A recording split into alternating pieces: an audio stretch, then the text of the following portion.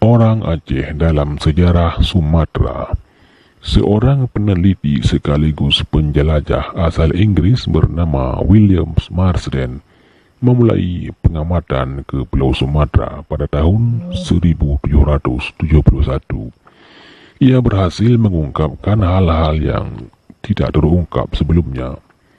Bukunya The History of Sumatra merupakan sebuah karya besar pada abad ke-18 yang ditulis berdasarkan riset dan observasi yang sudah tergolong canggih waktu itu.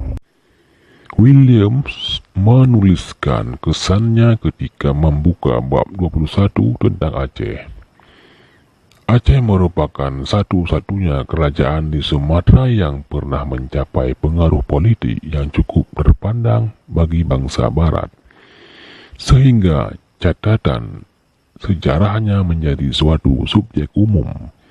Namun kondisinya saat ini sangat berbeda dengan kondisi saat mereka berhasil mencegah kekuatan Portugis menjejakkan kaki di Sumatera dan para pangerannya menerima para duta dari seluruh bangsa besar di Eropa.